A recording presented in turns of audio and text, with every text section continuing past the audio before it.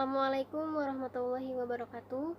Nama saya Dara Safitri, NIM 1812165. Di sini saya akan menjelaskan tentang time management. Baiklah, langsung saja kita masuk ke pembahasan yang pertama mengenai pengertian time management. Sebelum kita mengetahui apa itu time management, alangkah lebih baiknya kita membahas apa itu time dan apa itu manajemen. Time dalam Kamus Besar Bahasa Indonesia itu merupakan seluruh rangkaian ketika sedang melakukan proses, perbuatan, atau keadaan berada atau berlangsung. Nah, sedangkan manajemen itu merupakan sebuah proses yang dilakukan untuk mewujudkan suatu tujuan melalui rangkaian kegiatan berupa perencanaan, pengorganisasian, pengarahan, dan pengendalian orang-orang serta sumber daya organisasi lainnya.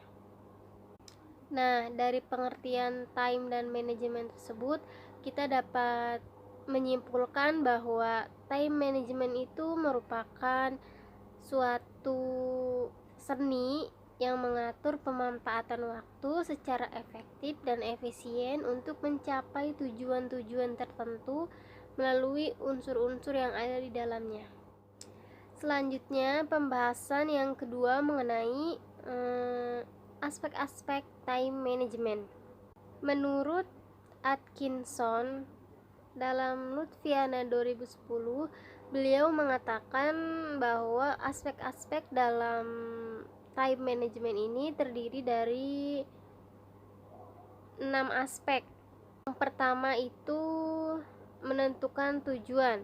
Nah, menentukan tujuan ini merupakan bagian yang paling utama dalam time management, karena dengan menetapkan tujuan, kita dapat mengetahui atau dapat menetapkan tujuan apa saja yang ingin kita capai dan ingin kita kerjakan. Nah, kemudian aspek yang kedua yaitu menyusun prioritas. Sebelum kita mengerjakan sesuatu, kita perlu menyusun terlebih dahulu urutan prioritas apa saja yang ingin kita lakukan.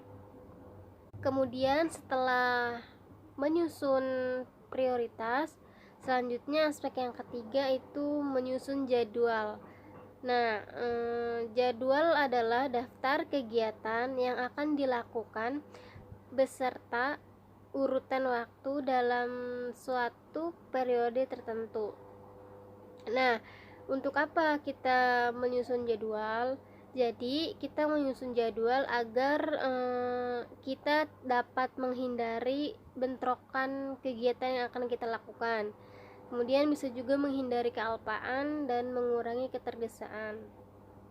Nah, kemudian setelah menyusun jadwal, aspek yang keempat yaitu bersikap asertif.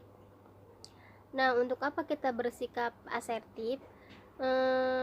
Bersikap asertif itu sama dengan kita bersikap tegas kepada suatu hal. Nah, ini digunakan agar menghindari pelanggaran hak dan memastikan bahwa orang lain tidak mengurangi efektivitas penggunaan waktu yang telah kita susun. Kemudian aspek yang kelima yaitu menghindari penundaan. Nah, untuk bisa menjalankan time management dengan baik, kita harus bisa menghindari penundaan, karena penundaan dalam melaksanakan tugas dapat menyebabkan ketidakberhasilan dalam menyelesaikan pekerjaan dengan tepat pada waktunya. Kemudian juga merusak jadwal kegiatan yang telah disusun dan mengganggu tercapainya tujuan yang telah ditetapkan. Nah, kemudian ada beberapa hal yang bisa kita lakukan untuk menghindari penundaan ini, yaitu menetapkan apa saja pekerjaan yang lebih utama yang harus dikerjakan, kemudian kejelasan sasaran yang ingin dicapai, selanjutnya meningkatkan motivasi dalam diri, dan adanya rasa percaya diri, kemudian disiplin dalam mengerjakan tugas. Kemudian aspek yang keenam atau yang terakhir, di sini terdapat bahwa kita harus meminimumkan waktu yang terbuang. Pemborosan waktu itu mencakup segala kegiatan yang menyita waktu atau kurang memberikan manfaat yang maksimal.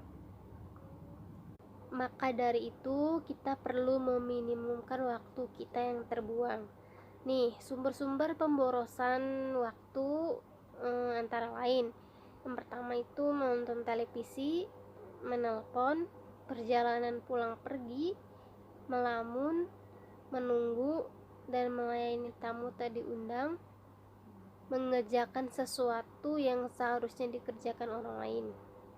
Nah, itu semua termasuk ke dalam pemborosan waktu. Jadi sebisa mungkin kita harus bisa meminimumkan waktu kita yang terbuang agar time management yang telah kita susun dapat berjalan dengan baik. Nah, adapun usaha-usaha yang bisa kita lakukan agar kita dapat meminimumkan waktu kita yang terbuang, yaitu pertama-tama kita perlu mengidentifikasi sumber-sumber pemborosan waktu dan memperkirakan berapa persen waktu dalam sehari yang terbuang untuk kemudian mengambil tindakan guna mengendalikan kegiatan-kegiatan yang menyita waktu. Nah, dari beberapa aspek-aspek manajemen di atas, maka dapat kita simpulkan bahwa aspek-aspek manajemen waktu itu menetapkan tujuan yang akan dicapai, menyusun skala prioritas, menyusun jadwal kegiatan atau daftar kegiatan yang akan dilakukan, bersikap asertif, menghindari sifat menunda-nunda, dan meminimumkan waktu yang terbuang sia-sia atau memanfaatkan waktu yang dengan sebaik-baiknya. Nah, itu tadi merupakan bagian dari aspek-aspek dalam time management. Selanjutnya pembahasan yang ketiga yaitu mengenai faktor-faktor yang mempengaruhi time management.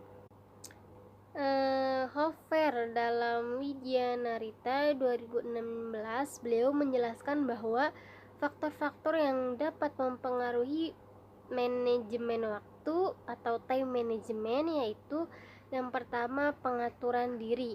Pengaturan diri merupakan hal yang penting dalam kehidupan seseorang. Semakin baik pengaturan diri seseorang, maka akan mampu mengatur waktunya dengan baik pula. Nah, selanjutnya itu motivasi. Seseorang yang memiliki motivasi dalam dirinya yang sangat tinggi, maka akan memiliki kemampuan manajemen waktu yang baik pula. Nah, yang ketiga yaitu pencapaian tujuan. Seseorang yang berusaha mencapai tujuan dengan sungguh-sungguh, maka dapat mengatur waktunya dengan baik. Nah, selain itu Sri Janti juga dalam Lutfiana 2010 beliau mengemukakan faktor-faktor yang dapat mempengaruhi manajemen waktu atau time management yaitu adanya target yang jelas.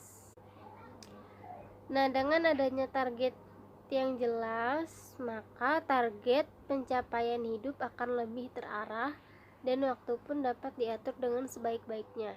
Kemudian adanya prioritas kerja. Seorang individu dapat menjalankan manajemen waktu dengan baik akan mencurahkan seluruh konsentrasi dan energinya untuk mencapai prioritas yang telah ditetapkannya. Nah, kemudian yaitu penundaan pekerjaan. Kebiasaan menunda pekerjaan ini seringkali menyebabkan kehabisan waktu dan tenaga saat akan mengerjakannya. Nah, kemudian yang keempat yaitu pendelegasian tugas. Sifat kurang percaya pada orang lain dan ingin semua pekerjaan selesai dengan sempurna seringkali membuat tersitanya waktu yang kita miliki. Nah, kemudian yaitu penataan ruang kerja. Ruang kerja yang membosankan dapat membuat pekerjaan kurang merasa nyaman dalam melakukan suatu pekerjaan, sehingga dapat mengakibatkan sulitnya mendapatkan hasil kerja yang baik. Nah, itulah beberapa faktor-faktor yang dapat mempengaruhi time management. Nah, pembahasan yang terakhir yaitu tujuan dan manfaat dari time management.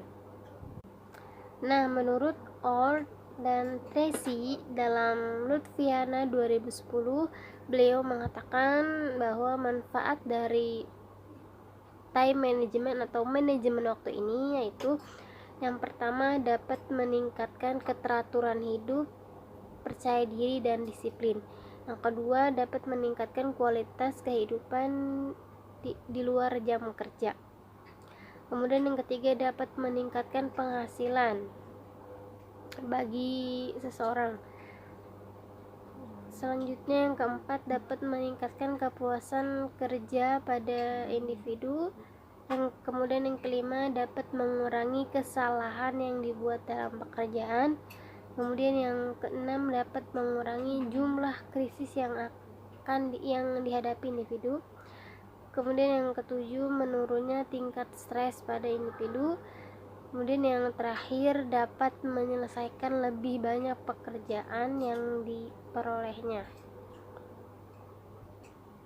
Kemudian juga dapat menghasilkan prestasi kerja yang baik. Nah, mungkin hanya ini penjelasan dari time management yang telah saya jelaskan. Semoga bermanfaat.